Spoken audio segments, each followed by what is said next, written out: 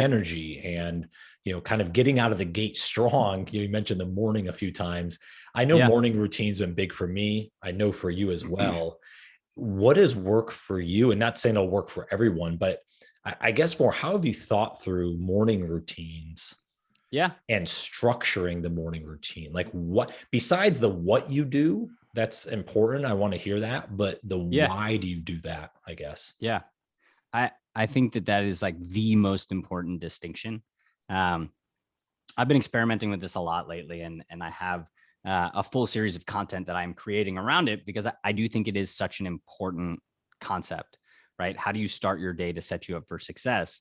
But it's become so like it's taken to a level now where it's kind of like, if you don't wake up at 3 a.m. and snort a line of pre-workout and like get to the gym and then like run your small business all before like writing a novel, like you're not, doing it right. And, you read some of these things and like, I've spent some time around high performing CEOs and like, yeah, they all do have pretty crazy morning routines, at least the stuff that they say out loud. And I, want to take it from a point of like, look, sometimes my morning routine is like, crap, I slept in too late. I have no time to do anything. I'm going to take one breath in my bed right here to get a little bit of like stillness and presentness. I'm going to put my clothes on. I'm going to get out the door. It's never for me like, I have beliefs on it should be something that actually fills you up and not something that you do on autopilot. And I think your question about why is like the most important question, because I think when you take this backdrop of this is what all the high performing people do, that's what you think you're supposed to be doing. Yeah. And it ends up like becoming a thing that like, this is supposed to be something you love, that is your me time before the day comes in and kicks your ass, as it can sometimes. But I think we often look at it and we're like, oh, well, so-and-so, Steve Jobs used to wake up at 6 a.m. and go for a walk. So like, maybe that's what I should do. And I think, when I sat down and reevaluated my routine, which I did when I moved here to California, I looked at it and I was like, okay, well, what are the things that I actually really like to do? I'd realized that my meditation went from something that I loved every morning to now like, all right, I'm just on autopilot and I'm just doing this because like, I feel like I'm supposed to. And, in order to kind of shake that up, the things that I do are I'll change, the time around it. So if I'm meditating for 15 minutes, usually, I'll try doing less. I'll try sometimes doing a ton more and like just seeing what my body gravitates towards, because it's like everything else, a dance. You want to try to find that balance where it leaves you feeling good, not like, oh, thank God, that's something I can check off my list, right? And I think, the pro tip that I have used to do that is like creating like special rituals around it, right? So like when I make coffee in the morning, like it's important to me how I make the coffee. Like I have this like unique coffee that I make that like I had made for me once when I was traveling in Europe, and I thought it was delicious. And I've made it every morning for, the last 2 years. And I, that to me is like a special moment. It's not just like my eyes are closed and I like push the button on my Mr. Coffee and like call it a day. Like, no, it's a special experience for me. Just like my meditation, is I don't just plop on the couch and close my eyes and say, let me meditate. No, I have things like light therapy that I put on to, kind of help me ease into the morning. I use Palo Santo, which is, a wood that has to me a great smell and, helps kind of put me at ease. I use music, I use all of these things to try to like make my morning more of a ritual and less of a routine, so that there's intentionality behind it. And it's not just, hey, I'm getting up, I'm rushing through everything, and finally I get to check it off my to-do list. Yeah, and that's something too, the morning routine, like I said, going the why. I remember having this conversation with a friend I think it was last fall, we were having dinner or something, and he was like, I want to start working out again. I got to start running. And I said, hey, why don't you get up in the morning before it gets crazy? He's got a young child. And he's like, yeah, I'm going to start doing that. I want to get up for like, yeah, I mean, I'll just run like 30 minutes. I'll run a couple miles or something. I'm like, why don't you just run for 5 minutes? Yeah. Just run on the block. And because I said, if your goal's fitness, if your goal is to kind of improve and get that energy, again, going back to the why, it's like, all right, well then running, it could be running, it could be doing something in your house. It's the going for 30 minutes is not, because if you're going to slog through that by day like 3, you're going to be like, screw this. And yeah. Sure enough, it's like, he never really did it. I remember talking to him a few weeks later and I said, hey, did you, and he's like, no, it's just been hard to get up. And I feel a lot of folks struggle. And the reason I know that is because I struggled for many years where I remember going, so I used to have a paper route when I was a kid. I started when I was 11. So I was getting up like at 5:30 a.m. and being from New Wow. York, as you know, 6, 7 months out of the year, if not 8, it's cold as hell in the morning. Sometimes it has a lot Yeah. of snow on the ground. So getting up at 5:30 in the morning and then delivering papers, I mean, I built work ethic because I'm like, I had to get up. It's part of a Yeah. job. Yeah. And then for many years, I was like, screw this. I'm not getting up early. I don't, and you kind of fall into this like, I'm just not getting up early. I'm going to sleep in. I'm going to do whatever. And it took me a while to go back to the why, because I wanted to create one of my big things. And it seems like maybe similar to yours is like, I wanted to create positive energy in the morning. I wanted to feel like I was kind of like my son has all this energy, and I Yeah. wanted to create that kind of like shooting out of the cannon type feel. And what I Yeah. notice is when I kind of hit the snooze alarm a million times, or I didn't, get up, or I kind of just slogged the first little bit, I never got the energy I needed. And now with some of the stuff, like the first thing I do is yoga or stretching in the morning, Yeah. because I find that gets me I don't want to do a full workout in the morning, right? I'm not one of those. I don't Yeah. like working out in the morning, but I want to at least get some body movement before I can kind of sit and be still. So what's interesting is like, if you know the why behind it, and by the way, I think you do want to commit to a change, because if you don't have a morning routine now, it means, okay, I can add a morning routine. Well, what does that look like? And going back to what we talked about earlier, you build those systems in place, right? Yeah. You start putting those things in place that, all right, this is going to be part of the process. Because I like what you said is like, it doesn't have to be the same with me. It's not like I'm going to do 17 minutes of yoga and this video and whatever. It's like this, a lot of times it's downstairs in my gym I have in the garage, where it's like, I'll put on a YouTube video for 20 minutes. Sometimes it's like today, where it's like, it was 8 minutes of stretching Yeah.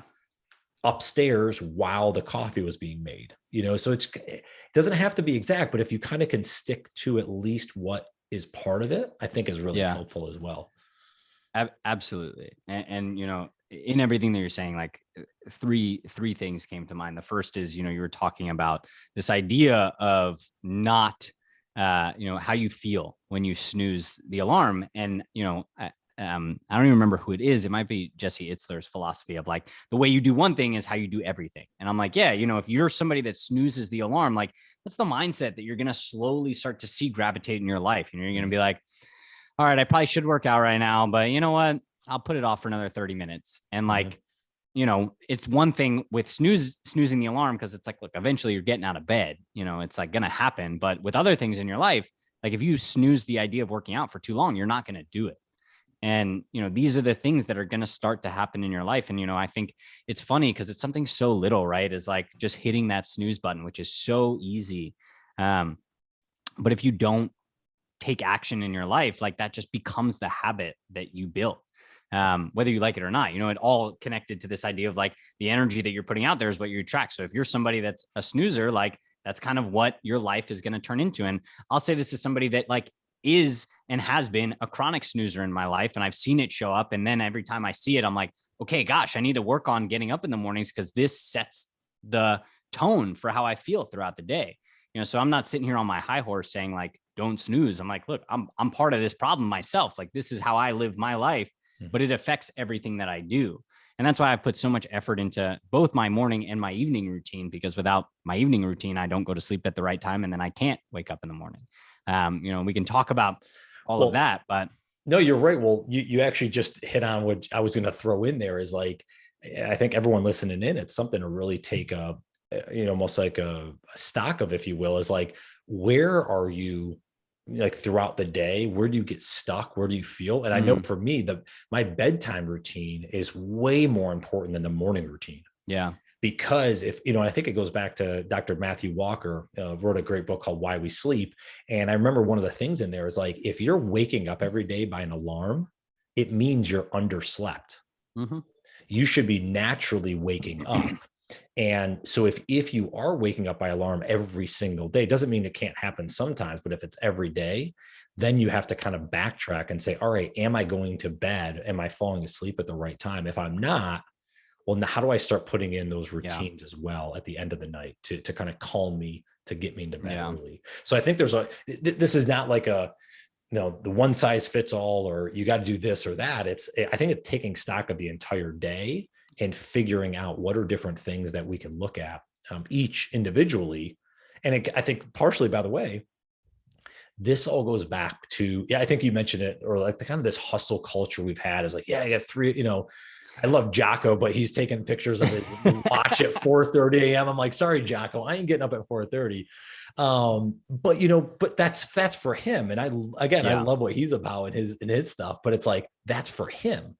For me, it's different based on maybe when I want to go to sleep or when I want to wake up or different things I want to do during the day. So I think this goes all the way back. It kind of circles our conversation to, if you're aware of who you are, what you want to do, what are the decisions you want to make, and the people you want to be around, that helps kind of make some of these decisions themselves, if you will. Absolutely. Absolutely. And I think, to piggyback off it, it's even in that, that same book by Matthew Walker, he talks about the fact that some people are wired for mornings and other people are wired for nights. And, unfortunately, our society is wired for a 9-to-5 schedule. So, there is not full wiggle room, but I think knowing which one you are, just based on, to me, this is like the age old test. And I don't know, maybe this applies to you, maybe it doesn't, but I always tell my friends, I'm like, all right, when you were in school and you were working on a project really late at night, where you have two choices. It's either I'm going to stay up until this is done, or I'm going to go to sleep and I'm going to wake up really early and do it. And like, I consistently see this, like the people that are like, I would go to sleep and wake up early and do it. Like, those are morning people. Those are people that can get up early and get their stuff done. I'm like, no, I was staying up until 6 a.m., 7 a.m. It didn't matter how late I needed to stay up to get this done, because I didn't believe that I could wake up in the morning if I didn't like have proper sleep. So I'd rather just push through. But I think knowing which one you are allows you to then build routines around that, at least to some extent, right? I can wake up at 5:30 in the morning. I don't. My routine is I wake up somewhere between 6:30 and 7. I meditate for 30 minutes, give or take. I try to get out for a run before kind of the day starts for me around 9. I do some journaling, and then I make my coffee, and usually by 8:39, I'm showered, I'm eating my breakfast, and I'm ready to start the day. But it moves and it changes and it's flexible. And I have, this is like another pro tip for anybody. I have a quick routine that's like, if I sleep in too late, or if I'm in a different city, or if I'm traveling, that's like 15 minutes long, right? I meditate for 5 minutes. I do 5 minutes of stretching, and, I write down a few words like on my journal app on my phone. And it's the same concepts, right? Which is something that I think people need to also take stock of. Is my routine is movement, stillness, and reflection. Movement is some form of exercise, stillness, some form of, meditation, or just like calming my body down, and reflection, some form of journaling or talking to somebody, etc. And it's like, as long as I know what the themes are, I can do my routine anywhere at any time, that can at least mold and adapt with the craziness that can sometimes be life. I really like how you kind of, I don't know if I've boiled it down to the simple movement, stillness, reflection. I think that's exactly what I do. I don't, it's what most people do. I don't phrase it like that, but no, I actually think that's, because when we do travel, sometimes we get off our schedule, or we do, we have different things that are coming up, but I think if you can categorize it, that's an interesting way of approaching it for sure.